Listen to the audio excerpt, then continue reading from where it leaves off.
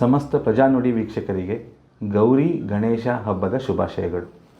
ಇವತ್ತು ನಮ್ಮ ಜೊತೆ ಡಾಕ್ಟರ್ ಚಂದನ್ ಕುಮಾರ್, ಖ್ಯಾತ ಜ್ಯೋತಿಷ್ಯರು, ವಾಸ್ತುತಜ್ಞರು ಮತ್ತು ಆಧ್ಯಾತ್ಮಿಕ ಚಿಂತಕರು ನಮ್ಮ ಜೊತೆ ಇದ್ದಾರೆ. ಇವತ್ತು ಗಣೇಶನ ಬಗ್ಗೆ ರಹಸ್ಯ ವಿಷಯಗಳನ್ನು ತಿಳಿದುಕೊಳ್ಳೋಣ. ಗುರುಜಿ, ಕಾರ್ಯಕ್ರಮಕ್ಕೆ ಸ್ವಾಗತ. ಖಂಡಿತ. ಸಮಸ್ತ ವೀಕ್ಷಕರಿಗೂ ಕೂಡ ಗೌರಿ ಗಣೇಶದ ಹಬ್ಬದ ಶುಭಾಶಯಗಳು. ಎಲ್ಲರಿಗೂ ಗಣಪತಿ ಜ್ಞಾನ, ಐಶ್ವರ್ಯ, ಸುಖ, ಸಂತೋಷ ಎಲ್ಲ ಕೊಟ್ಟು ಕಾಪಾಡಲಿ.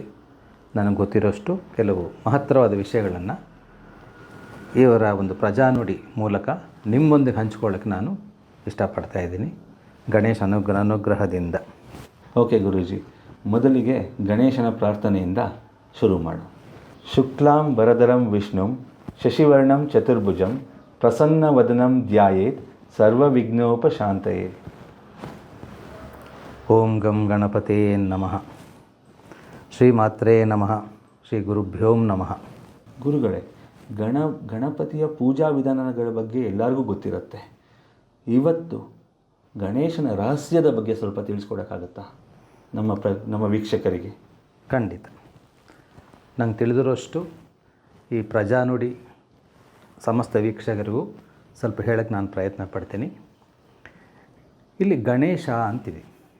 ಗಣೇಶ ಅಂದ್ರೇ ಅದೊಂದು ಮಹಾಮಂತ್ರ. ಬರೀ ಗಣೇಶ, ಯಾವ ಬೀಜಾಕ್ಷರ ಕೂಡ ಏನು ಬೇಕಾಗಿಲ್ಲ. ನಮಃ ಕೂಡ ಬರೀ ಗಣೇಶ ಅಂದರೆ ಒಂದು ಮಂತ್ರ. ಅದು ಇನ್ನೊಂದು ಗಕಾರ ಅಂತ ತಗೋತೀವಿ. ಗಣೇಶ ಪ್ರಥಮ ಅಕ್ಷರ ಏನು? ಗಕಾರ. ಗಾ ಅಂತ ಜೋರಾಗಿ ಹೇಳಿದ್ರೇ ನಮ್ಮ ದೇಹದ ಒಂದು ಅಣುವು ಕೂಡ ವಿಕಸನಗೊಳ್ಳುತ್ತೆ, ಎನರ್ಜಿ ಬರುತ್ತೆ. ಗಾಗೆ ಬಹಳ ಶಕ್ತಿ ಇದೆ. ಗಾ ಅದೊಂದು ಸಾಕು ನಮಗೆ ಬ್ರಹ್ಮಜ್ಞಾನ ಪರಕ್ಕೆ. ಗಣಪತಿ ಸ್ಮರಣೆ ಮಾಡಿಕೊಂಡು ಗಾ ಅಂದ ತಕ್ಷಣ ಏನಾಗುತ್ತೆ ಅಂದರೆ ನಮ್ಮ ಮೈಯಲ್ಲಿ ಕಣಕಣವೂ ಚೇತನಗೊಳ್ಳುತ್ತೆ, ಶಕ್ತಿಯುತಗೊಳ್ಳುತ್ತೆ. ಅದರಿಂದ ಏನಾಗುತ್ತೆ, ಗಾದಲ್ಲಿ ಏನಿದೆ ಇಗ್ ಪ್ಲಸ್ ಆ ಗಾ ಆಗುತ್ತೆ. ಅಲ್ಲಿ ಆ ಅಂದ್ರೇನು? ಬ್ರಹ್ಮಜ್ಞಾನ. ಕಕಾರದ ಮೂಲಕ ಗಣಪತಿ ನಮ್ಗೆ ಬ್ರಹ್ಮಜ್ಞಾನ ಕೊಡ್ತಾನೆ, ಕೇವಲ ಗಾ ಸ್ಮರಣೆ ಮೂಲಕ. ಅದು ಗಣಪತಿಯ ಒಂದು ಪ್ರಧಾನವಾದ ಒಂದು ವಿಷಯ. ಇನ್ನೊಂದು ಗಾಗೆ ಬಹಳ ಮಾತ್ರ ಇದೆ. ಗಣಪತಿ, ಗಂಗೆ, ಗೋವು, ಗರಿಕೆ, ಎಷ್ಟಿದೆ ನೋಡಿ, ಇವೆಲ್ಲ ಪರಮ ಶ್ರೇಷ್ಠವಾದ ವಿಷಯಗಳು. ಗೋದಾವರಿ, ಗಂಗೆ ಪವಿತ್ರ ನದಿ, ಅದು ಗಕಾರ. ಗಣಪತಿಗೆ ಇಷ್ಟವಾದ ಒಂದು ಮೂಲಕ ಯಾವುದು? ಗರಿಕೆ, ಅದು ಗಕಾರ. ಮತ್ತು ಗೋದಾವರಿ ನದಿ. ನಿಜ ಒಂದು ಕತೆ ಇದೆ. ಆ ಕತೆ ಪ್ರಕಾರ ಈ ಭೂಮಿಗೆ ಗೋದಾವರಿ ನದಿ ಬರೋಕ್ಕೂ ಗಣಪತಿ ಕಾರಣ ಅಂತ ಬರುತ್ತೆ. ಅದೊಂದು ತುಂಬ ದೊಡ್ಡ ಕತೆ ಇದೆ. ಈ ರೀತಿ ಗಕಾರಕ್ಕೆ ವಿಶೇಷವಾದ ಒಂದು ಶಕ್ತಿ ಇದೆ. ಆ ಶಕ್ತಿಯ ಸಮಸ್ತ ರೂಪವೇ ಗಣಪತಿ ರೂಪ. ಗಣೇಶ ಅಂತ ಹೇಳ್ತಾ ಇದ್ರೇ ನಮಗದು ಮಂತ್ರ ಥರ ಅದು ಎನರ್ಜಿ ಬರ್ತಾ ಇದೆ. ಹೌದು. ಗಕಾರ ಹೆಂಗೆ ಬರುತ್ತೆ? ಇಗ್ ಪ್ಲಸ್ ಆ. ಗಾ ಅಂದರೆ ಒಳಗಿನ ಒಂದು ಚೇತನ ಶಕ್ತಿ. ಅದರಲ್ಲಿ ಏನಿದೆ? ಅಕಾರ ಅಂದರೆ ಬ್ರಹ್ಮ. ಆ ಸಮಸ್ತ ಬ್ರಹ್ಮಾಂಡವನ್ನು, ಬ್ರಹ್ಮಜ್ಞಾನವನ್ನು ತಳೆದ ವಿಶೇಷವಾದ ರೂಪ ಅಂದರೆ ಗಣಪತಿ. ಅದಕ್ಕೆ ಮೂಲ ಚೇತನ ಯಾರು? ಗೌರಿ, ತಾಯಿ. ಅದಕ್ಕೆ ಗೌರಿ ಗಣಪತಿ ಹಬ್ಬಕ್ಕೆ ಫಸ್ಟು ಗೌರಿನ ಕರ್ಕೊಂಬಂದು ಪೂಜಿಸಿ ನಂತರ ಗಣಪತಿನ ಕರೆಸ್ಕೋತೀವಿ. ಈ ಇಬ್ಬರಲ್ಲೂ ಏನಿದೆ? ಈಶ್ವರತ್ವ ಹೆಚ್ಚಾಗಿ ಪಡ್ಕೊಂಡ ದೇವರದು ಶಿವ. ಆದ್ದರಿಂದ ಗಣಪತಿಗೆ ಶಿವ ತಂದೆ ಆಗ್ತಾರೆ. ಸೊ ಇವಾಗೆಲ್ಲ ಮಂತ್ರಗಳು ಅಂತ ಗಣೇಶನೇ ಒಂದು ಮಂತ್ರ ಅಂತ ನೀವು ಹೇಳಿ, ಅದು ಎಲ್ಲರಿಗೂ ಗಣೇಶ ಅಂತ ಇದ್ದರೆ ಅದಕ್ಕೆ ಪಾಸಿಟಿವ್ ಎನರ್ಜಿ ಬರ್ತಾ ಇದೆ. ಹೌದು. ಇಲ್ಲಿ ಮಂತ್ರ ಒಂದು ವ್ಯತ್ಯಾಸ ಇದೆ. ಮಂತ್ರ ಅಲ್ಲ. ಅನುಸ್ವಾರ ಸೇರಿದಾಗ ಮಾತ್ರ ಬೀಜಾಕ್ಷರ ಅಂತ ಮಂತ್ರ ಆಗುತ್ತೆ. ಇದು ಅಕ್ಷರದಲ್ಲಿ ಇಷ್ಟು ನಮಗೆ ಶಕ್ತಿ ಇದೆ, ಎನರ್ಜಿ ಇದೆ. ಗಣಪತಿಯ ಒಂದು ಎನರ್ಜಿ ಸಿಗುತ್ತೆ ನಮಗೆ. ಇವೆಲ್ಲ ದಿನ ನಾವು ಬರೀ ಅಂತಿದ್ರೆ ಸಾಕು, ತುಂಬ ಶಕ್ತಿ ಬರುತ್ತೆ. ಸಾಧನೆ ಮಾಡ್ತಿದ್ದಷ್ಟು ನಮಗೆ ಬರುತ್ತೆ. ಗುರೂಜಿ, ಗಣಪತಿಯ ಗುಪ್ತ ಲಕ್ಷಣಗಳೇನಾದರೂ ಇದೆಯಾ ಗುರೂಜಿ? ಖಂಡಿತ ಇದೆ. ನೋಡಿ, ಗಣಪತಿಯ ತಕ್ಷಣ ಏನು? ದ್ವಿಜನ್ಮ, 2 ಸಲ ಜನಿಸಿದವ. ಒಂದು ಮಾನವ ರೂಪದಲ್ಲಿ ಬಂತು. ನಂತರ ಆ ಕಥೆಗಳೆಲ್ಲ ಗೊತ್ತಿರುತ್ತೆ. ನಂತರ ಗಣಪತಿಗೆ ಏನಾಯಿತು ಅಂದರೆ ಆನೆ ತಲೆ ಬಂತು, ಆನೆ ಮುಖ ಬಂತು. 2 ಸಲ ಜನಿಸಿದವ, ದ್ವಿಜನ್ಮ. ಇನ್ನೊಂದು ಲಕ್ಷಣ, ಪ್ರಧಾನ ಲಕ್ಷಣ ಅಂದರೆ ದ್ವಿರೂಪ. ಕತ್ತಿನವರೆಗೂ ಮಾನವ ರೂಪ, ಮುಖ ಮಾತ್ರ ಆನೆಯ ರೂಪ, ದ್ವಿರೂಪ. ಇನ್ನೊಂದು ಪ್ರಧಾನವಾದದ್ದು ಅಯೋನಿಜ. ಅಯೋನಿಜ ಅಂದ್ರೇನು? ತಾಯಿ ಗರ್ಭದಿಂದ ಬಂದಂತಹ ಜನ್ಮವಲ್ಲ, ಹಾಗೆ ಬಂದಂಥ ಒಂದು ಮಹಾನ್ ರೂಪ. ಆದಿಶಕ್ತಿಯ ಸಂಕಲ್ಪ ರೂಪ. ಆದಿಶಕ್ತಿ ಸಂಕಲ್ಪ ರೂಪಕ್ಕೆ ಶಿವ ಆನೆ ತಲೆನ ತರಿಸ್ದ. ಆನೆ ತಲೆ ಅಂದರೆ ಅದು ಪ್ರಥಮವಾಗಿ ಓಂಕಾರದಲ್ಲಿ ಬಂದಂಥ ಒಂದು ರೂಪವೇ ಆನೆಯ ಶಿರ. ಅದರಿಂದ ಗಣಪತಿಗೆ ಆ ಶಿರವು ಬಂತು. ಇದೇನಾಯ್ತು? ಅದಕ್ಕೆ ಅಯೋನಿಜ. ಇನ್ನೊಂದು ಪ್ರಧಾನ ಲಕ್ಷಣ ಅಂದರೆ ಅಕುಂಠಿತ ದೀಕ್ಷಾಪರ. ದೀಕ್ಷೆ ಅಂದ್ರೇನು? ಗುರುಗಳಿಂದ ನಮಗೆ ಸಿಕ್ಕಂಥ ಒಂದು ಮಂತ್ರವನ್ನು ಸದಾ ಸಾಧನೆ ಮಾಡಿ ಅದ್ರ ಮೂಲಕ ಮೋಕ್ಷ ಪಡ್ಕೊಳ್ಳೋದು ದೀಕ್ಷೆ ಅಂತ ಕರಿತೀವಿ. ಅಂದರೆ ಒಂದು ಕೆಲಸವನ್ನು, ಯಾವುದೇ ಕೆಲಸ ಅಂದ್ಕೊಂಡ್ಮೇಲೆ ಆ ಕೆಲಸವನ್ನು ಸರಿಯಾಗಿ, ಸಕ್ರಮವಾಗಿ, ಸರಿಯಾದ ರೀತಿಯಲ್ಲಿ ಕಡೆಯವರೆಗೂ ಅದನ್ನು ಸಾಧಿಸ್ಕೊಂಡು ಹೋಗೋದೇ ಅಕುಂಠಿತ ದೀಕ್ಷಾಪರ. ಅಂದರೆ ಅಕುಂಠಿತ ಅಂದ್ರೇನು? ಮಧ್ಯೆ ಬ್ರೇಕ್ ಆಗುವಂಥದ್ದು, ಮಧ್ಯೆ ನಿಲ್ಲಿಸುವಂಥದ್ದು. ಇಲ್ಲಿ ಗಣಪತಿ ಏನು? ಅಕುಂಠಿತ ದೀಕ್ಷಾಪರ. ಎಲ್ಲೂ ತನ್ನ ಒಂದು ಸಾಧನೆಯನ್ನು, ತನ್ನ ಒಂದು ಮಾರ್ಗವನ್ನು, ತನ್ನ ಒಂದು ದೈವತ್ವವನ್ನು ಎಲ್ಲೂ ಕುಂಠಿತ ಮಾಡದೇ ಇರುವಂಥ ಪ್ರಧಾನ ಲಕ್ಷಣ. ದ್ವಿಜನ್ಮ, ದ್ವಿರೂಪ, ಅಯೋನಿಜ, ಅಕುಂಠಿತ ದೀಕ್ಷಾಪರ. ಇದು ಗಣಪತಿ ಅಂದರೆ. ಇನ್ನು ಬಹಳಷ್ಟಿದೆ. ಇದು ಪ್ರಧಾನವಾಗಿ ನಮ್ಮಲ್ಲಿ ಕಂಡುಬರುವಂಥ ಒಂದು ಗಣಪತಿಯ ಮಹಾನ್ ಲಕ್ಷಣ. ಇದು ಸಾಧನೆ ಮೂಲಕನೂ ಇದೆಯಾ ಗುರುಜಿ? ಇದನ್ನು ನಾವು ಸಾಧನೆ ತಗೋಬೋದು. ಖಂಡಿತ. ಒಳ್ಳೆಯ ಪ್ರಶ್ನೆ. ಇದು ತುಂಬ ಒಳ್ಳೆಯ ಪ್ರಶ್ನೆ.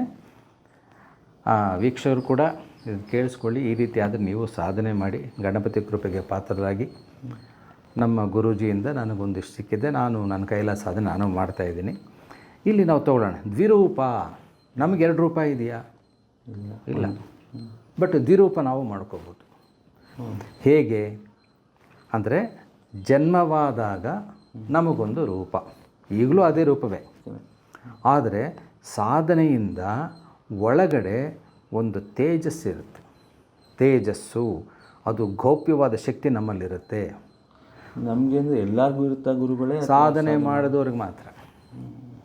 ಸಾಧನೆ ಮಾಡಿದವ್ರಿಗೆ ಮಾತ್ರ ತೇಜಸ್ಸು. ಆ ತೇಜಸ್ಸು ಏನಾಗುತ್ತೆ ಅಂದರೆ ನಮಗದು 2 ರೂಪದ ಥರ. ಇವಾಗ ಮಹಾನ್ ಗುರುಗಳು, ನಮ್ಗೆ ಗೊತ್ತಿರೋಂಥ ಮಹಾನ್ ಗುರುಗಳು ರಾಘವೇಂದ್ರ ಸ್ವಾಮಿಗಳಾಗ್ಬೋದು, ಒಂದು ಶಿರಡಿ ಸಾಯಿಬಾಬಾ ಆಗ್ಬೋದು, ರಾಮಕೃಷ್ಣ ಪರಮಹಂಸರು, ರಮಣ ಮಹರ್ಷಿಗಳು, ಕಂಚಿ ಸ್ವಾಮಿಗಳು, ಇಂಥವ್ರನ್ನ ತಗೊಳ್ಳೋಣ. ನಮ್ಮಂತೆ ಕಾಣ್ತಾರೆ, ಬಟ್ ಒಳಗಡೆ ಒಂದು ಚೇತನ, ಅವರು ಒಳಗಡೆ ಜನ್ಮ ಮಾಡ್ಕೊಂಡಿರ್ತಾರೆ, ಉದ್ಭವಿಸಿಕೊಂಡಿರುತ್ತಾರೆ. ದ್ವಿರೂಪ. ಗಣೇಶನಿಗೆ ನಮಗೆ ವಿಸಿಬಲ್ ಇದೆ ದ್ವಿರೂಪ. ಗಣೇಶ ಆದರೆ ಗಣೇಶನ ದ್ವಿರೂಪ ಅಂದಾಗ ದೇವತೆಗಳದ್ದೇನಪ್ಪ ಅಂದರೆ ಮಂತ್ರ ದೇಹ ಅಂತ ಕರಿತೀವಿ. ನಮ್ಮದು ಮಲ್ಲಿನ ದೇಹ. ನಮಗೂ ದೇವತೆಗಳ ವ್ಯತ್ಯಾಸ ಏನಪ್ಪ ಅಂದರೆ ಅದು ಮಂತ್ರ ದೇಹ, ಇದು ಮಲ್ಲಿನ ದೇಹ. ಇಲ್ಲಿ ಆ ಮಲಿನದಲ್ಲಿ ನಾವು ಶ್ರೇಷ್ಠವಾದ ಒಂದು ಶಕ್ತಿ ವಲಯವನ್ನು ತುಂಬಿಸ್ಕೊಳ್ಳೋದು ದ್ವಿರೂಪ. ಇನ್ನೊಂದೇನು ಹೇಳಿದೆ? ದ್ವಿಜನ್ಮ. ನಾವು ಒಂದೇ ಸಲ ಹುಟ್ಟಿದ್ದು ಕರೆಕ್ಟು. ಗಣಪತಿ 2 ಸಲ ಜನ್ಮ ನಮಗಾಗಿಲ್ಲ, ಆದರೂ ನಾವು ಕೂಡ ದ್ವಿಜನ್ಮ ಆಗ್ಬೋದು. ಯಾವ ರೀತಿ? ಗುರುಗಳ ದೀಕ್ಷೆ, ಸರಿಯಾದ ಗುರು ದೀಕ್ಷೆ ಕೊಟ್ಟಾಗ ತಂದೆ ತಾಯಿಂದ ಹುಟ್ಟಿದ ನಾವು ಒಂದು ರೀತಿ ಜನ್ಮ ಆದರೆ, ಗುರು ದೀಕ್ಷೆಯಿಂದ ಪವಿತ್ರ ಜನ್ಮ ಆಗ್ಬಿಡ್ತೀವಿ, ಸಾಧನೆ ಕಡೆ ಹೋಗ್ತೀವಿ. ದ್ವಿಜನ್ಮ. ಇದು ಸಂಸ್ಕಾರಗಳನ್ನು, ಒಳ್ಳೆ ಸಂಸ್ಕಾರ ತುಂಬಿಸ್ಕೊಂಡು ಜೀವನ ನಡೆಸೋದು 2ನೇ ಜನ್ಮ. ಅದು ದ್ವಿಜನ್ಮ. ಅಕುಂಠಿತ ದೀಕ್ಷಾಪರ. ಇದು ನಮಗೆ ಕಷ್ಟ. ಈ ಒಂದು ಲೌಕಿಕ ಜೀವನದಲ್ಲಿ ಬಹಳಷ್ಟು ಒತ್ತಡಗಳಿರುತ್ತೆ ನಮಗೆ. ನಾವು ಯಾವುದೋ ಗುರೂಜಿನ ಮಂತ್ರ ಕೊಟ್ಟಿರ್ತಾರೆ, ಕೆಲವು ತಪ್ಪಿಸ್ಬಿಡ್ತೀವಿ. ಈ ಒಂದು ತೊಂದರೆಗಳು ಎಲ್ಲರಿಗೂ ಖಂಡಿತ ಇರುತ್ತೆ. ಆದರೆ ಅದನ್ನು ಕೆಲವರು ಏನೇ ತೊಂದರೆ ಆದರೂ ಬಿಡೋದಿಲ್ಲ. ಅವನು ಅಕುಂಠಿತ ದೀಕ್ಷಾಪರ ಕೂಡ ಆಗಬಹುದು. ಇನ್ನೊಂದು ಅಯ್ಯೋ ನಿಜ. ಗಣಪತಿ ಗರ್ಭದಿಂದ ಹುಟ್ಟಿದ್ದೆಲ್ಲ, ಬಟ್ ನಾವು ಗರ್ಭದಿಂದನೇ ಹುಟ್ಟಿರೋದು. ನಾವು ಹೇಗೆ ಅಯ್ಯೋ ನಿಜ ಆಗ್ತೀವಿ? ಯಾವಾಗ ಆಗ್ತೀವಿ ಅಂದರೆ ಸಾಧನೆ ಮಾಡ್ತಾ ಮಾಡ್ತಾ ಮಾಡ್ತಾ ಮಾಡ್ತಾ ಮಾಡ್ತಾ ಆ ಗಣಪತಿ ತನ್ನಲ್ಲಿ ನಮ್ಮನ್ನು ಸೇರಿಸ್ಕೊಂಡ್ಬಿಡ್ತಾನೆ. ಸೇರಿಸ್ಕೊಂಡಾಗ ನಮಗೆ ಗರ್ಭದಿಂದ ಆಚೆ ಬರೋದು ಕೂಡ ಪೂರ್ವಜನ್ಮದ ನಾವು ಮಾಡಿರಬಹುದಾದ ಪಾಪ ಪುಣ್ಯಗಳ ಒಂದು ರೂಪ. ಆ ಗಣಪತಿಯ ತನ್ನಲ್ಲಿ ಸೇರಿಸ್ಕೊಂಡಾಗ ಆ ಪಾಪ ಕರ್ಮ ಹೊರಟೋಗುತ್ತೆ. ಆಗ ಅವನು ಅಯೋನಿಜನ ಕೂಡ ಆಗಿಬಿಡ್ತಾರೆ. ಅಂದರೆ ಇದೆಲ್ಲ ಸಾಧಾರಣವಾದ ವಿಷಯ ಅಲ್ಲ. ತುಂಬ ದೊಡ್ಡ ದೊಡ್ಡ ಸಾಧಕರಿಗೆ ನಾನು ಹೇಳಿದ ಇಷ್ಟೊತ್ತು ಮಹಾನ್ ಗುರುಗಳ ಬಗ್ಗೆ ಹೇಳಿದ್ನಲ್ಲ, ಇಂಥವರೆಲ್ಲ ಅಂಥ ಮಹಾತ್ಮರು. ಇದನ್ನು ಸ್ವಲ್ಪ ತಿಳ್ಕೊಂಡು ಸ್ವಲ್ಪ ಪ್ರಯತ್ನ ಪಟ್ಟರು ನಮ್ಮ ಜೀವನ ಸಾರ್ಥಕ ಆಗುತ್ತೆ. ಕೇಳಿದ್ರೆ ಮೈಯೆಲ್ಲ ರೋಮಾಂಚನ ಆಗ್ತಿದೆ ಗುರುಗಳೇ. ಇನ್ನು ಖಂಡಿತ ಇನ್ನೊಂದು ಸಾಧನೆಯಿಂದ ಏನು ಸಿಗುತ್ತೆ? ಬ್ರಹ್ಮಜ್ಞಾನ. ಬ್ರಹ್ಮಜ್ಞಾನದಿಂದ ಏನು ಸಿಗುತ್ತೆ? ಆತ್ಮಜ್ಞಾನ ಬಂದವನಿಗೆ ಬೇರೆ ಯಾವುದೇ ಆನಂದವು, ಕ್ಷಣಿಕಾನಂದ, ಸಾಧಾರಣ ಆನಂದವು ಸಿಗುತ್ತೆ. ಈಗ ನಾವು ಒಂದು ಸಿನಿಮಾ ನೋಡ್ತೀವಿ, ಖುಷಿ, ಚೆನ್ನಾಗಿದೆಪ್ಪ, ಎಷ್ಟು 2 ಗಂಟೆ ಕಾಲ. ಒಂದು ಹಾಡು ಒಂದು 4 ನಿಮಿಷ, ಯಾವುದೋ ಚಿತ್ರಕಲೆ ನೋಡಿದಾಗ ಖುಷಿ. ಬಟ್ ಆತ್ಮಾನಂದ ಹಾಗಲ್ಲ. ಅದು ನಮ್ಮನ್ನು ಹಿಡಿದು ಬಿಟ್ಟರೆ ಕಡೆಯವರೆಗೂ ಆನಂದಲ್ಲೇ ಇರ್ತೀವಿ. ಆತ್ಮಾನಂದ ಕಡೆಗೆ ನಾವು ಯಾವ ದೈವವನ್ನು ಸ್ಮರಣೆ ಮಾಡಿದೆವೋ, ಯಾವ ದೇವತೆಯನ್ನು ಆರಾಧಿಸಿದವೋ ಆ ಕಡೆಗೆ ನಮ್ಮ ಆತ್ಮವನ್ನು ಆ ದೇವತೆಗೆ ಕರ್ಕೊಂಡು ಹೋಗುತ್ತೆ. ಶಾಶ್ವತಾನಂದ, ಸಚ್ಚಿದಾನಂದ ಅಂತ ಕೂಡ ಇದನ್ನು ಹೇಳ್ತೀವಿ. ಇಷ್ಟಿದೆ ಇದರಲ್ಲಿ. ವೀಕ್ಷಕರಿಗೆ ತುಂಬ ವಿಷಯ ಹೇಳ್ಕೊಟ್ರಿ ಗುರುಗಳು. ಹೇಳಿದಷ್ಟು. ಗುರುಜಿ, ಗಣೇಶ ಬ್ರಹ್ಮಚಾರಿ ಅಂತಾರೆ, ಆದರೆ ಕೆಲವೊಂದು ಕಡೆ ಸಿದ್ಧಿ ಬುದ್ಧಿರು ಪತ್ನಿಯರು ಅಂತಾರೆ. ಆಯಿತು, ಇದರ ಬಗ್ಗೆ ಸ್ವಲ್ಪ ವಿಷಯ ಹೇಳೋಕ್ಕಾಗತ್ತಾ ಗುರುಗಳೇ? ಖಂಡಿತ. ಪತ್ನಿಯರು ಅಂತ ಹೇಳಿದಾಗ ಇನ್ನೊಂದಿಲ್ಲಿ ಪತ್ನಿಯರ ಸಾಧಾರಣವಾದ ಪತ್ನಿ ಅನ್ನೋ ಅರ್ಥ ಇಲ್ಲಿ ತಗೋಬಾರ್ದು. ಸಿದ್ಧಿ ಬುದ್ಧಿ ಪತ್ನಿಯರೇ, ಆದರೆ ಸಾಧಾರಣವಾದ ಅರ್ಥದಲ್ಲಿ ತಗೊಳ್ಳೋದು ತುಂಬ ತಪ್ಪಾಗುತ್ತದು. ಸಿದ್ಧಿ ಬುದ್ಧಿಯನ್ನು ಗಣಪತಿಯಿಂದಲೇ ಹೊರಬಂದಂಥ ಒಂದು ಸಿದ್ಧಿ ಬುದ್ಧಿ ದೇವತೆಗಳು ತನ್ನಲ್ಲೂ ಇರ್ತಾರೆ, ಹೊರಗಡೆ ಕೂಡ ಇರ್ತಾರೆ. ಈ ಸಿದ್ಧಿ ಬುದ್ಧಿಯರು ಗಣಪತಿಗೆ ಸದಾ ಪಾದ ಸೇವೆ ಮಾಡ್ತಿರ್ತಾರೆ. ಯಾವ ರೀತಿ ಒಂದು ಮಹಾವಿಷ್ಣುವಿಗೆ ಲಕ್ಷ್ಮೀ ಪಾದ ಒತ್ತಾ ಇರ್ತಾರೋ ಆ ರೀತಿ ಬಲಪಾದವನ್ನು ಸಿದ್ಧಿ, ಎಡಪಾದವನ್ನು ಬುದ್ಧಿ ಒತ್ತುತ್ತಾ ಇರ್ತಾರೆ. ಇಲ್ಲಿ ಯೋಗತ್ವದ ಒಂದು ವಿಷಯ ಬರುತ್ತೆ. ನಮ್ಮ ಅಂಗಾಲಿನ ಕೆಲವು ನರಗಳನ್ನು ಪ್ರೆಸ್ ಮಾಡಿ ಇಟ್ಕೊಂಡಿದ್ರೆ ಜ್ಞಾನ ಹೆಚ್ಚಾಗುತ್ತೆ. ಈ ವಿಷಯಗಳು ಕೂಡ ತುಂಬ ಬರುತ್ತದು. ಈಗ ಸಮಯ ಅಷ್ಟು ಅದೇ ಒಂದು ತುಂಬ ಸಮಯ ಆದ್ದರಿಂದ ಸ್ವಲ್ಪ ಸೂಕ್ಷ್ಮವಾಗಿ ಹೇಳ್ತಾ ಹೋಗ್ತೀನಿ. ನಮ್ಮ ಕಾಲುಗಳಲ್ಲಿ ಕೆಲವು ನರಗಳು ಅದನ್ನು ಒತ್ತೋದ್ರಿಂದ ನಮ್ಮಲ್ಲಿ ಒಂದು ಆಧ್ಯಾತ್ಮ ಚೇತನ ಬರುತ್ತೆ. ಆ ಸೇವೆಯನ್ನು ಗಣಪತಿಗೆ ಸಿದ್ಧಿ ಬುದ್ಧಿಯರು ಆ ಸೇವೆ ಮಾಡ್ತಿರ್ತಾರೆ. ಸೇವೆ ಮಾಡೋದ್ರಿಂದ ಪತ್ನಿಯ ಸ್ಥಾನ ಅಂತ ಹೇಳ್ಬೋದು, ಬಟ್ ಪತ್ನಿ ಅಲ್ಲ. ಇನ್ನೊಂದು, ಗಣಪತಿಯ ಒಳಗಿನ ಚೇತನವೇ ಹೊರಗೆ ಬಂದಿರೋದು ಒಂದು ಸ್ತ್ರೀ ಆಕೃತಿಗಳು, ಅದರಿಂದ ಪತ್ನಿಯರು ಅಂತ ಹೇಳ್ತಾರೆ.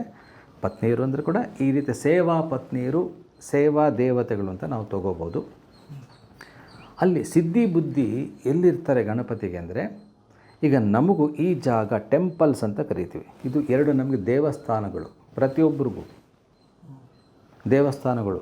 ಅದಕ್ಕೆ ನಾವು ಒಂದು ಯಾವುದೇ ದೇವಸ್ಥಾನ, ಗಣಪತಿ ದೇವಸ್ಥಾನ ಆಗ್ಬೋದು, ಅಥವಾ ಶಿವನ ದೇವಸ್ಥಾನ ಆಗ್ಬೋದು, ವಿಷ್ಣು ದೇವಸ್ಥಾನ ಆಗ್ಬೋದು, ಯಾವುದೇ ದೇವಸ್ಥಾನ ಅಥವಾ ಯಾವುದೇ ಗುರುಗಳ ಸ್ಥಾನ ಆಗ್ಬೋದು, ಅಲ್ಲಿ ನೋಡಿದಾಗ ನಮಗಿಲ್ಲಿ ವೈಬ್ರೇಟ್ ಆಗುತ್ತೆ. ಇಲ್ಲಿ ಪ್ರೆಸ್ಸಾಗಿ ದೃಷ್ಟಿಯಿಂದ ಅದು ನೋಡಿದಾಗ ನಮ್ಮೆಲ್ಲ ಸೇರಿಕೊಳ್ಳುತ್ತೆ.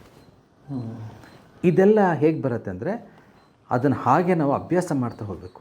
ಇದು ಟೆಂಪಲ್ಸ್, ನಮಗಿರುವ ಇಲ್ಲಿ ದೇವಸ್ಥಾನಗಳಿದು. ಇಲ್ಲಿ ಸಿದ್ಧಿ ಬುದ್ಧಿ, ಬಲಗಡೆ ಸಿದ್ಧಿ, ಎಡಗಡೆ ಬುದ್ಧಿ ಇರ್ತಾರೆ. ಈ ಸಿದ್ಧಿ ಬುದ್ಧಿಯ ಒಂದು ಆಶೀರ್ವಾದ, ಗಣಪತಿಯ ಸಿದ್ಧಿ ಬುದ್ಧಿಯ ನಮಗೂ ಒಂದಿಷ್ಟು ಬರಬೇಕು ಅಂತ ಅಂದ್ಕೊಂಡಾಗ ಅದಕ್ಕೊಂದು ಮುದ್ರೆ ಅಂತ ಕೂಡ ಬರುತ್ತೆ. ಅದನ್ನು ಹಾಕ್ಕೊಂಡ್ರೆ ನಮ್ಮಲ್ಲಿ ಕೂಡ ಆ ಟೆಂಪಲ್ಸ್, ಆ ದೇವಸ್ಥಾನಗಳು ಅನ್ನೋದು ನಮಗೊಳ್ಳೆ ವೈಬ್ರೇಟ್ ಆಗುತ್ತೆ. ನಮಗೆ ಬಹಳ ಬೇಗ ದೇವರ ಒಂದು ಆಶೀರ್ವಾದ ಅಥವಾ ಅಲ್ಲಿರುವ ಎನರ್ಜಿ ನಮಗೆ ಸಿಗ್ತಾ ಹೋಗುತ್ತೆ. ಹೇಗೆ ಅಂದರೆ, 2 ಹೆಬ್ಬೆರಳುಗಳನ್ನು ಹೀಗಿಟ್ಕೋಬೇಕು. 2 ಮಧ್ಯ ಬೆರಳನ್ನು ಜೋಡಿಸ್ಕೋಬೇಕು. ವೀಕ್ಷಕರೇ ನೋಡ್ಕೊಳ್ಳಿ, ಜೋಡಿಸ್ಕೋಬೇಕು. ಈ ಎರಡನ್ನು ಆಜ್ಞಾಚಕ್ರಕ್ಕೆ ತಗಲಿಸಬೇಕು. ತಗಲಿಸ್ಕೊಂಡು ಓಂ ಗಂ ಗಣಪತಯೇ ನಮಃ, ಓಂ ಗಂ ಗಣಪತಯೇ ನಮಃ, ಓಂ ಗಂ ಗಣಪತಯೇ ನಮಃ. ಸ್ವಲ್ಪ ಹೊತ್ತು, ಒಂದು 5 ನಿಮಿಷ 6 ನಿಮಿಷ ಹೇಳಿದ್ಮೇಲೆ ನಿಧಾನಕ್ಕೆ ಕೈ ತೆಗೆದು ಕಣ್ಮುಚ್ಕೊಂಡು ಹೇಳಬೇಕು, ನಿಧಾನಕ್ಕೆ ಕಣ್ಣು ಬಿಡಬೇಕು. ಆಗಲೇ ಆ ಒಂದು ಫಸ್ಟ್ ಟೈಮೇ ನಮ್ಮಲ್ಲಿ ಒಂದು ಎನರ್ಜಿ ಕಾಣಿಸೋ, ಇಲ್ಲಿ ಏನೋ ಒಂದು ಶಕ್ತಿ ಬಂತು, ಜ್ಞಾನ ಹೆಚ್ಚಾಗುತ್ತೆ, ಆ ಒಂದು ಭಾವ ನಮ್ಮಲ್ಲಿ ಬಂದುಬಿಡುತ್ತೆ. ಸುಲಭವಾದ ವಿಷಯಗಳೆಲ್ಲ ಇದನ್ನು ಮಾಡ್ತಾ ಇದ್ದಷ್ಟು ನಾವು ಎಲ್ಲರೂ ಮಾಡ್ಬೋದಾ ಹೆಂಗೆ ಗುರುಗಳೇ? ಖಂಡಿತ ಮಾಡಿದ್ರು ನಾವು ಗುರುಗಳಿಂದ ದೀಕ್ಷೆ, ಯಾಕಂದ್ರೆ ಕೆಲವು ಬೀಜಾಕ್ಷರ ಮತ್ತು ಗುರುಗಳಿಂದ ದೀಕ್ಷೆ ತೊಗೊಂಡೇ ಮಾಡಬೇಕು ಅನ್ನೋ ಕೆಲವ್ರಿಗೆ ಇರುತ್ತೆ, ಇಲ್ಲ ತಪ್ಪಾಗ್ಬಿಡುತ್ತೆ, ತೊಂದರೆ ಆಗಿಬಿಟ್ರೆ ನಮಗೆ ಪ್ರಾಬ್ಲಮ್ಮು ಅಂತೆಲ್ಲ ಹೇಳ್ತಾರೆ. ಅದ್ರ ಬಗ್ಗೆ ಸ್ವಲ್ಪ ತಿಳಿಸ್ಕೊಡಿ. ಖಂಡಿತ. ಗುರುಗಳಿಂದ ಬಂದಾಗ ಆ ಒಂದು ಮಂತ್ರಕ್ಕೆ ನಮಗೆ ಅದನ್ನು ಜಪ ಮಾಡೋ ಅಧಿಕಾರ ಸಿಗತ್ತೆ. ಕೆಲವರಿಗೆ ಗುರುಗಳು ಸಿಗ್ತಾರೆ, ಕೆಲವ್ರಿಗೆ ಗುರುಗಳು ಸಿಗಲ್ಲ. ಅವ್ರೇನು ಮಾಡಬೇಕು? ಹಾಗಾದ್ರೆ ಅವ್ರು ಹಾಗೆ ಇದ್ಬಿಡ್ಬೋದಾ? ಇದ್ಬಿಡ್ಬೇಕಾ? ಗುರುನ ಭಾಳಷ್ಟು ಪ್ರಯತ್ನ ಪಡಬೇಕು. ಯಾರೂ ಸರಿಯಾದ ಗುರು ಸಿಗಲಿಲ್ಲ, ಪ್ರಯತ್ನ ಆಯಿತು, ಸಾಕಷ್ಟು ಪ್ರಯತ್ನ, ಗುರು ಸಿಗಲಿಲ್ಲ. ಬಟ್ ನಾವು ಮಂತ್ರಗಳು ಜಪ ಮಾಡಬೇಕು. ಏನು ಮಾಡಬೇಕು? ನಮ್ಮ ಆರಾಧನೆಯ ದೇವರಾದ ಈ ಗಣಪತಿ ಆಗಬಹುದು, ಶಿವಮಂತ್ರ ಶಿವನೇ ಆಗ್ಬೋದು, ವಿಷ್ಣುವ ಆಗ್ಬೋದು, ಗುರು ಮಂತ್ರ ಆಗ್ಬೋದು. ಅಲ್ಲಿ ಒಂದು ಅರಿಶಿನ ಬಟ್ಟೆನಲ್ಲಿ ಕೆಂಪಕ್ಷರದಿಂದ ಆ ಮಂತ್ರವನ್ನು ಬರೆದು ಆ ದೇವತಾ ಮೂರ್ತಿ ಹತ್ರ ಅದನ್ನಿಟ್ಟು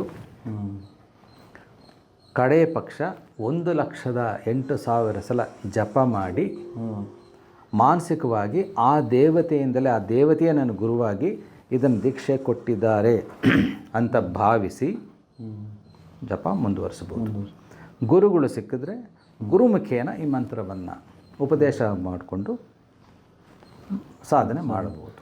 ಗುರುಗಳೇ, ಒಂದೊಂದು ಮತ್ತು ಈ ಗಣೇಶ ಅಂದರೆ ಎಲ್ಲರೂ 108 ಅಡಿ, 110 ಅಡಿ, 120 ಅಡಿ ಅಂತೆಲ್ಲ ಹೇಳ್ತಾರೆ. ಮನೇಲಿ ಕೂಡ ಇದೆಲ್ಲ ಮಾಡ್ತಾರೆ. ಬಟ್ ಗರ್ಭಗುಡಿಯಲ್ಲಿ ನಾವು ಕೆಲವು ಹೇಳ್ತಾರೆ, ಎಷ್ಟು ಚಿಕ್ಕದಿರುತ್ತೋ ಅಷ್ಟು ಒಳ್ಳೆಯದು ಅಂತ ಹೇಳ್ತಾರೆ. ಅದ್ರ ಬಗ್ಗೆ ಸ್ವಲ್ಪ ನಮ್ಮ ವೀಕ್ಷಕರಿಗೆ ತಿಳಿಸ್ಕೊಡಿ ಗುರುಗಳೇ. ಬೃಹದಾಕಾರವಾಗಿ ಕೂಡಿಸೋದು ಒಂದು ಅಟ್ರಾಕ್ಷನ್, ಆ ಒಂದು ಆಕರ್ಷಣೆ. ಜನ ದೊಡ್ಡ ಗಣಪತಿ ಕೂಡಿಸಿದ್ದಾರೆ, ಅದು ತಪ್ಪು ಅಂತೇನಿಲ್ಲ. ಒಂದು ಊರಲ್ಲಿ ಕೂಡಿಸಿದಾಗ ಎಲ್ಲರೂ ಬಂದು ನೋಡ್ತಾರೆ, ಅವ್ರಿಗೇನೋ ಒಂದು ಭಾವ, ನೋಡಪ್ಪ ಇಷ್ಟು ದೊಡ್ಡ ಗಣಪತಿ, ಆ ಒಂದು ನೋಡಿದಾಗಲೇ ಅವ್ರಿಗೇನೋ ಭಕ್ತಿ ಬರುತ್ತೆ, ಮಾಡ್ತಾರೆ. ಬಟ್ ಅದೇ ಮುಖ್ಯ ಅಂತ ಅಲ್ಲ. ಗಣಪತಿ ಬಹಳ ಸೂಕ್ಷ್ಮ. ಎಲ್ಲಿ ಸೂಕ್ಷ್ಮನೋ ಅಲ್ಲಿ ಮೋಕ್ಷ. ದೈವವನ್ನು ನಾವು ಸೂಕ್ಷ್ಮವಾಗಿ ತೊಗೊಂಡಾಗ ನಾವು ಮೋಕ್ಷಕ್ಕೆ ಹತ್ರ ಆಗ್ತಾ ಹೋಗ್ತೀವಿ.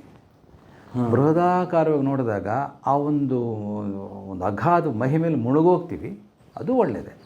ಬಟ್ ಸೂಕ್ಷ್ಮವಾಗಿ ನೋಡಿದಾಗ, ಒಂದು ಪೂಜೆ, ಒಂದು ಆರಾಧನೆ ಮಾಡುವಾಗ ವಿಗ್ರಹವನ್ನು ಸ್ವಲ್ಪ ದೊಡ್ಡದಾಗಿಟ್ಟು ಮಾಡ್ತೀವಿ. ಬಟ್ ನಿತ್ಯ ಪೂಜೆಗೆ ಕೇವಲ 3 ಅಂಗುಲ ಮಾತ್ರ ಇರಬೇಕು. ನಿತ್ಯ ಪೂಜೆ ಮಾಡೋ ದೇವತೆಗಳಿಗೆ ಗಣೇಶ ಹಬ್ಬಕ್ಕೆ ಒಂದು ಮನೇಲಿ ಕೂಡಿಸಿದಾಗ 1 ಅಡಿ 2 ಅಡಿ ಕೂಡ ಕೂಡಿಸಿ ಪೂಜೆ ಮಾಡಬಹುದು. ಅದು ನಿತ್ಯ ಪೂಜೆ ಅಲ್ಲ, ವಿಸರ್ಜನೆ ಮಾಡಿಬಿಡ್ತೀವಿ. ಯಾವುದಾದ್ರೂ ಸಾಧನೆಗೆ ಯಾವ ಪ್ರಮಾಣ, ರೂಲ್ಸ್ ಅಂತ ಯಾವುದಾದ್ರೂ ಇದೆಯಾ?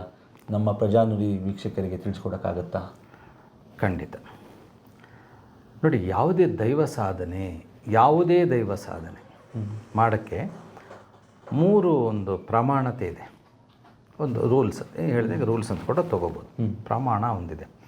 ಏನಪ್ಪ ಅಂದರೆ ಶಾಸ್ತ್ರ ಪ್ರಮಾಣ 1ನೇದು, 2ನೇದು ಗುರು ಪ್ರಮಾಣ, 3ನೇದು ಅನುಭವ ಪ್ರಮಾಣ. ಅಂದರೆ ನಾವು ಮಾಡುವ ಸಾಧನೆ ಶಾಸ್ತ್ರ ಪ್ರಮಾಣವಾಗಿರಬೇಕು, ಶಾಸ್ತ್ರವನ್ನು ಬಿಟ್ಟು ಹೋಗಬಾರದು ಅಂತ ಒಂದು ಇದೆ. ಅದು ಸರಿ, ಕರೆಕ್ಟು, ಶಾಸ್ತ್ರ ಪ್ರಮಾಣ. ಕೆಲವು ಸಲ ಗುರು ಪ್ರಮಾಣ. ಈಗ ಶಾಸ್ತ್ರ ಪ್ರಮಾಣವಾಗಿ ನಾವು ಕೆಲವು ಸಲ ಪರಿಪೂರ್ಣವಾದ ಶಾಸ್ತ್ರ ತಿಳ್ಕೊಂಡು ಆ ರೀತಿಯೇ ಸಾಧನೆ ಮಾಡೋಕ್ಕೆ, ಅಥವಾ ಆ ರೀತಿಯೇ ಪೂಜೆ ಮಾಡೋಕ್ಕೆ, ಅಥವಾ ಅದೇ ರೀತಿ ನಾವು ಅನುಷ್ಠಾನಗಳು ಮಾಡೋಕ್ಕೆ ಆಗದೆ ಹೋಗ್ಬೋದು ಕೆಲವು ಸಲ.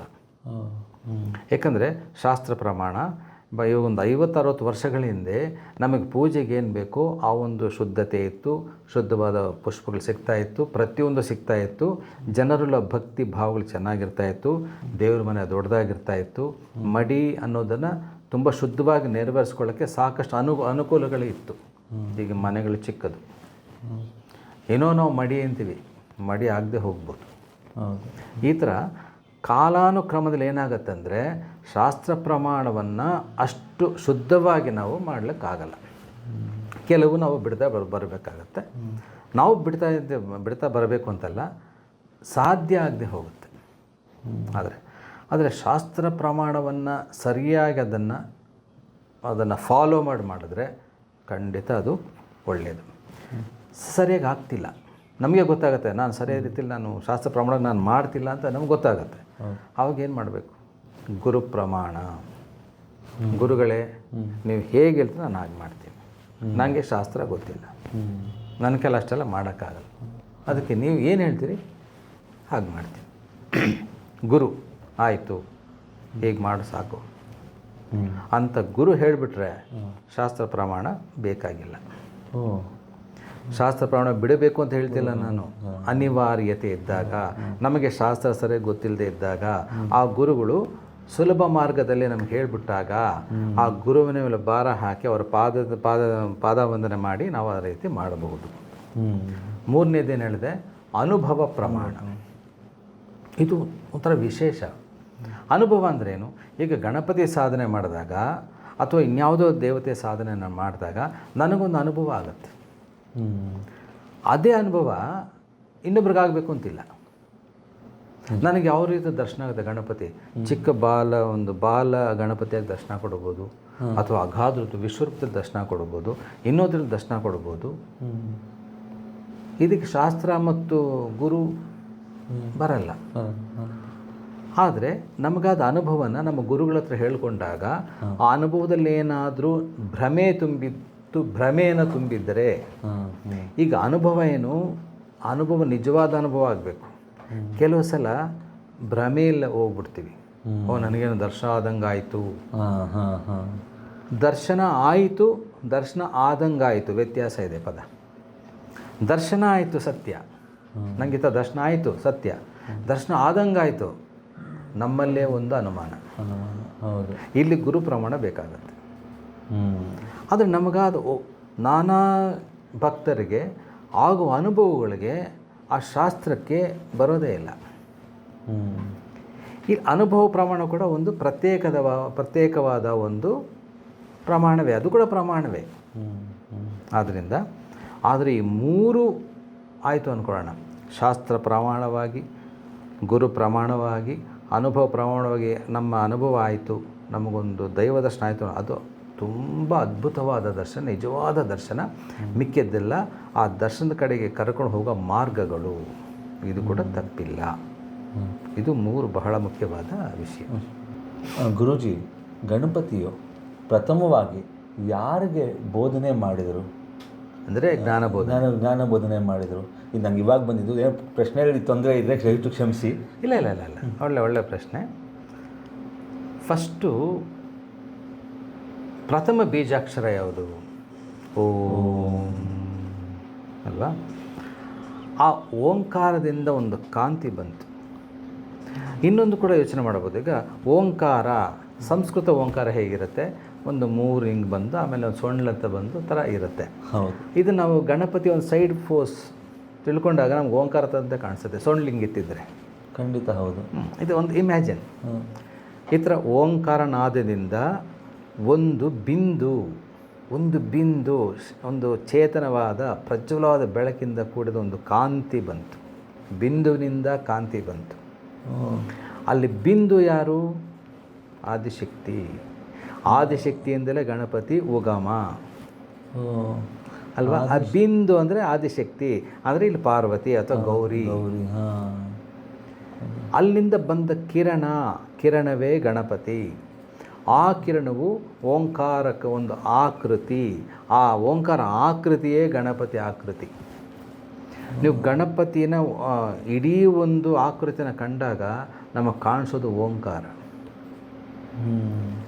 ಆ ಓಂಕಾರ ಬಂದಾಗ ಪ್ರಥಮವಾಗಿ ಗಣಪತಿ ಉಪದೇಶ ಕೊಟ್ಟಿದ್ದಾರಪ್ಪ ಅಂದರೆ ಬ್ರಹ್ಮದೇವನಿಗೆ.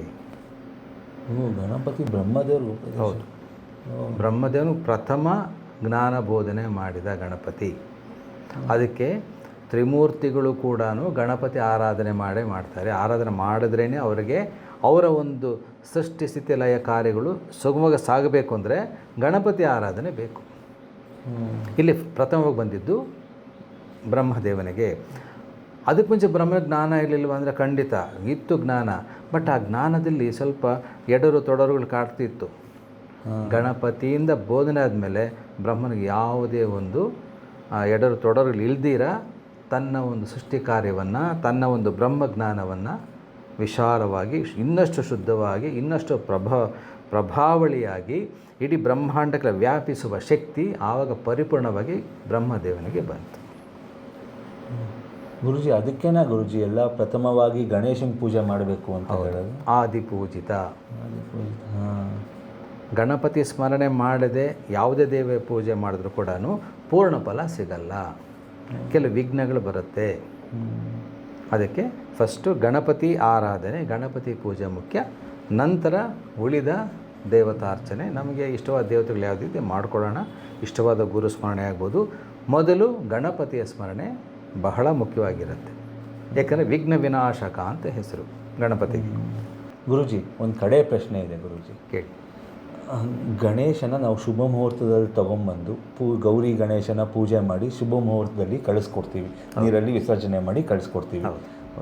ಕೆಲವು ಮನೆಗಳಲ್ಲಿ ನಮಗೆ ಈ ಗಣೇಶ ಪೂಜೆ ಮಾಡೋ ಪದ್ಧತಿ ಇಲ್ಲ ಅಂತಾರೆ. ಅವರು ಆಂತರಿಕವಾಗಿ ಏನಾದರೂ ಪೂಜೆ ಮಾಡಬಹುದಾ? ಇದ್ರ ಬಗ್ಗೆ ಸ್ವಲ್ಪ ನಮ್ಮ ವೀಕ್ಷಕರಿಗೆ ತಿಳಿಸ್ಕೊಡೋಕ್ಕಾಗತ್ತಾ? ಖಂಡಿತ, ಇದು ತುಂಬ ಒಳ್ಳೆಯ ಪ್ರಶ್ನೆ. ಈಗ ನಾವು ಗೌರಿ ಗಣಪತಿಯನ್ನು ತರ್ತೀವಿ, ಪ್ರತಿಷ್ಠಾಪನೆ ಮಾಡ್ತೀವಿ, ಶಾಸ್ತ್ರೋಕ್ತವಾಗಿ ಪೂಜೆ ಮಾಡ್ತೀವಿ. ನಂತರ ಶುಭ ಮುಹೂರ್ತದಲ್ಲಿ ಅವರಿಬ್ಬರನ್ನ ಒಂದು ಜಲದಲ್ಲಿ ವಿಸರ್ಜನೆ ಮಾಡಿ ಕಳಿಸ್ಕೊಡ್ತೀವಿ.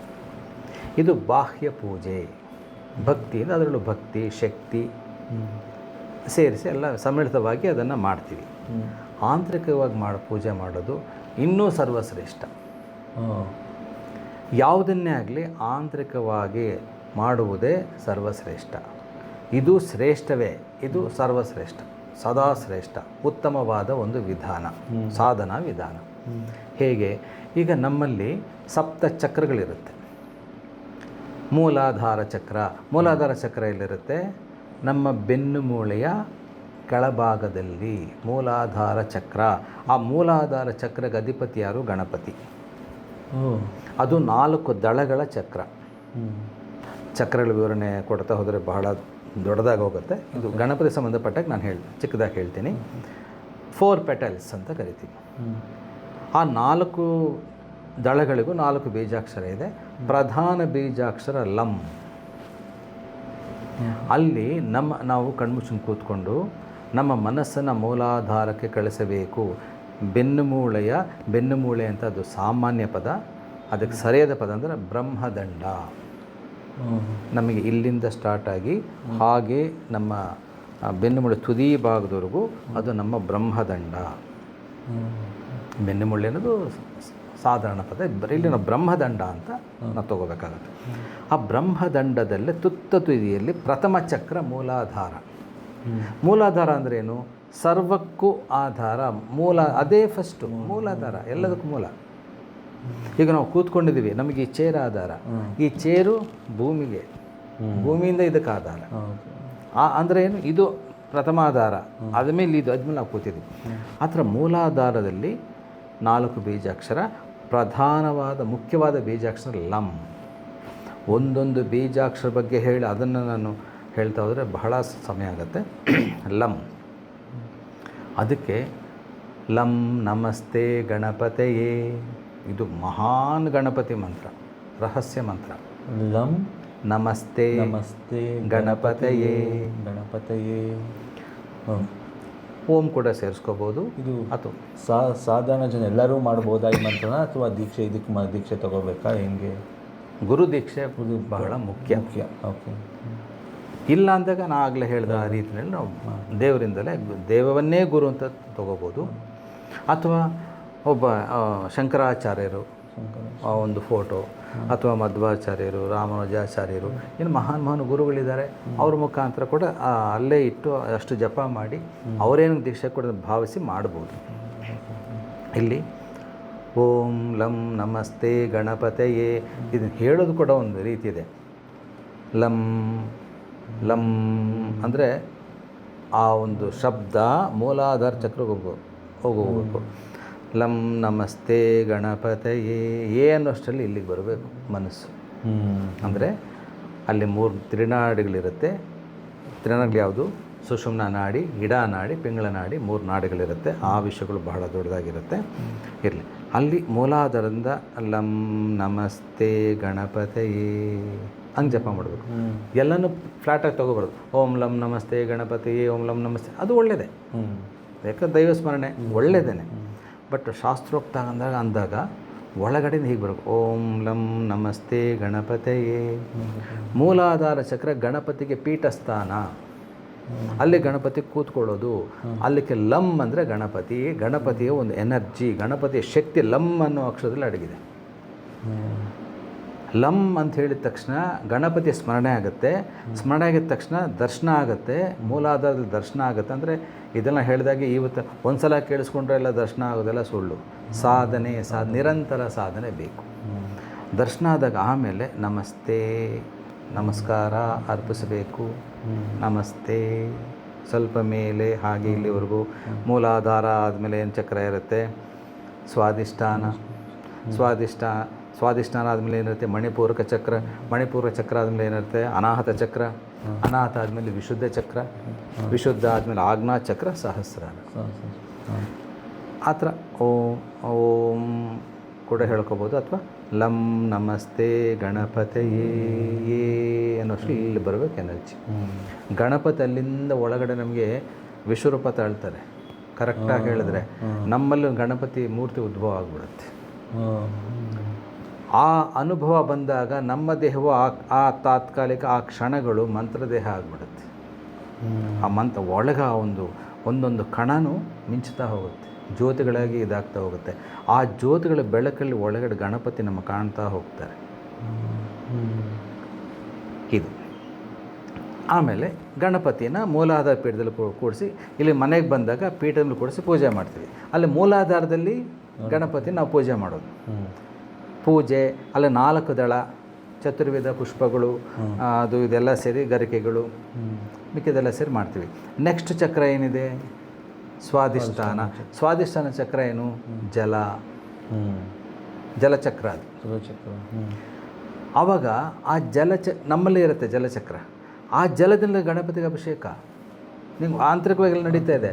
ಪೂಜೆ ಆಯಿತು, ಜಲದಿಂದ ಅಭಿಷೇಕ ಆಯಿತು. ಅದರ ಮೇಲುಗಡೆ ಮಣಿಪೂರಕ ಚಕ್ರ. ಮಣಿಪೂರಕ ಚಕ್ರ ಎಲ್ಲಿರುತ್ತೆ? ನಮ್ಮ ಹೊಕ್ಕಳಿನ ಹಿಂಭಾಗ, ನಾಭಿಯ ಹಿಂಭಾಗ ಮಣಿಪೂರಕ ಚಕ್ರ. ಅದು ಅಗ್ನಿ ತತ್ವ, ಅಗ್ನಿ ಚಕ್ರ. ಗಣಪತಿಗೆ ಮಾಡೋ ಹೋಮಗಳೆಲ್ಲ ಅಲ್ಲಿ ಮಾಡ್ಕೊಂಡ್ಬಿಡ್ಬೋದು. ಒಳಗಡೆ ಎಲ್ಲ ಕಣ್ಮುಚ್ಕೊಂಡು ಅಲ್ಲೇ ಹೋಮ. ಯಾಕೆ? ಅಗ್ನಿ ಚಕ್ರ ಹೋಮ ಆಯಿತು, ಪೂಜೆ ಆಯಿತು, ಅಭಿಷೇಕ ಆಯಿತು, ಹೋಮ ಆಯಿತು. ಆಮೇಲೆ ನೆಕ್ಸ್ಟ್ ಚಕ್ರ ಏನು? ಅನಾಹತ ಅಂದರೆ ಹೃದಯ ಭಾಗ. ಅಲ್ಲಿ ಅನಾಹತ ಅಂದರೆ ಅಲ್ಲಿ ಸ್ತೋತ್ರ ಪಠನೆ, ಒಂದು ಸ್ತೋತ್ರ ಪಠನೆ ಅಲ್ಲ, ಸ್ತೋತ್ರದ ಗಾಯನ. ಒಳಗಡೆ ನಾವು ಸಮರ್ಪಣೆ ಮಾಡುವ ಒಂದು ಸ್ತೋತ್ರ ಆಗ್ಬೋದು, ಗಾಯನ ಆಗ್ಬೋದು, ಇದೆಲ್ಲ. ನೆಕ್ಸ್ಟ್ ಏನು? ವಿಶುದ್ಧ ಚಕ್ರ. ಇದು ಇಲ್ಲಿರುತ್ತೆ. ಇದು ಇರೋದಕ್ಕೆ ನಾವು ಮಾತಾಡ್ತಾ ಇದ್ದೀವಿ.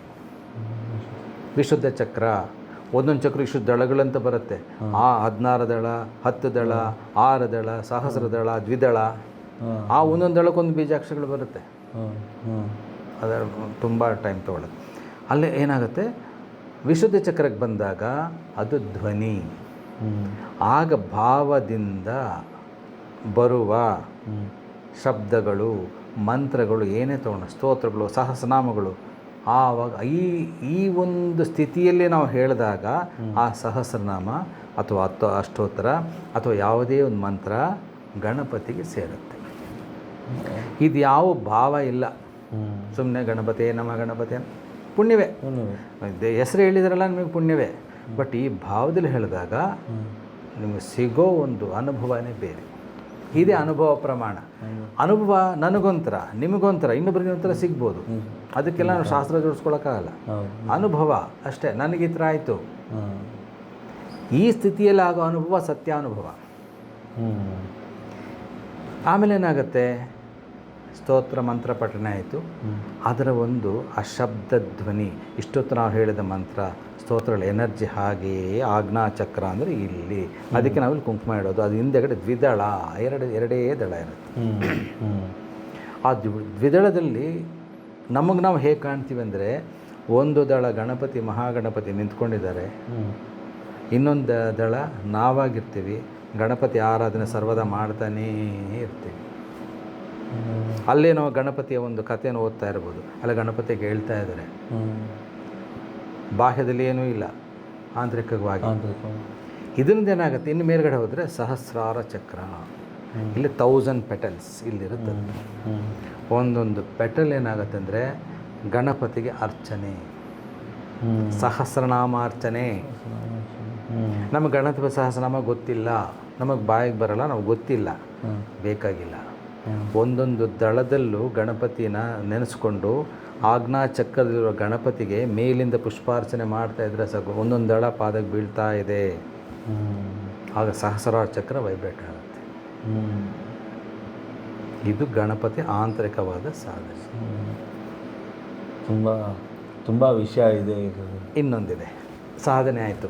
ಇಲ್ಲೇನು ಮಾಡ್ತೀವಿ, ಬಾಹ್ಯದಲ್ಲಿ ವಿಸರ್ಜನೆ ಮಾಡ್ತೀವಿ ಜಲದಲ್ಲಿ. ಇಲ್ಲಿ ಹೇಗೆ ವಿಸರ್ಜನೆ ಮಾಡೋದು? ಸಹಸ್ರಾರ ಚಕ್ರದ ಕೆಳಗಡೆ ಆಜ್ಞಾ ಚಕ್ರಕ್ಕೆ ಮೇಲ್ಗಡೆ ಅಮೃತ ಕಲಶ ಇರುತ್ತೆ. ನನಗೂ ಇದೆ, ನಿಮಗೂ ಇರುತ್ತೆ, ಪ್ರತಿಯೊಬ್ಬರಿಗೂ ಇರುತ್ತೆ. ನೋಡ್ತಾರೆ ವೀಕ್ಷಕರು ಕೂಡ ಇರುತ್ತೆ, ಪ್ರತಿಯೊಬ್ಬರಿಗೂ ಇರುತ್ತದೆ ಅಮೃತ ಕಲಶ. ಅದನ್ನು ಭೇದಿಸ್ಕೊಂಡು ಅಮೃತವನ್ನು ಸ್ವೀಕಾರ ಮಾಡೋನು ಕೇವಲ ಸಾಧಕ. ಅದು ಭಕ್ತಿ ಮಾರ್ಗ ಆಗ್ಬೋದು, ಅಥವಾ ಸಾಧನಾ ಮಾರ್ಗ ಆಗ್ಬೋದು, ನಾನಾ ಮಾರ್ಗಗಳು. ಯಾವ ಮಾರ್ಗದಲ್ಲೂ ಕರೆಕ್ಟಾಗಿ ಹೋದರೆ ಅಮೃತ ಕಲಶ ಬಿಂದುಗಳು ನಮ್ಗೆ ಬೀಳಕ್ಕೆ ಶುರುವಾಗುತ್ತೆ. ಆ ಅಮೃತ ಕಲಶಲ್ಲೇ ಗಣಪತಿ ವಿಸರ್ಜನೆ, ಗೌರಿಯ ವಿಸರ್ಜನೆ ಆಯಿತು.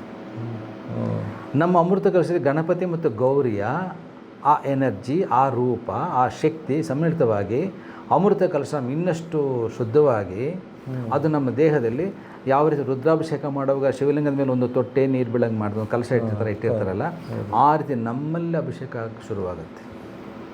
ಆಗ ನಮ್ಮ ಒಳಗಡೆ ಹೊರಗಡೆ ಅಕ್ಕಪಕ್ಕ ಎಲ್ಲ ಗಣಪತಿನೇ ಇರ್ತಾರೆ, ಗೌರಿ ಕೂಡ ಇರ್ತಾರೆ. ಇಲ್ಲಿ ಗೌರಿ ವಿಷಯ ಹೆಚ್ಚಾಗಿ ಹೇಳಿಲ್ಲ. ಲಂ, ಇನ್ನೊಂದು ಯಾವುದೇ ಬೀಜಾಕ್ಷರ ನೋಡಿ, ಓಂ, ಲಂ, ಹ್ರೀಂ, ಕ್ಲೀಂ.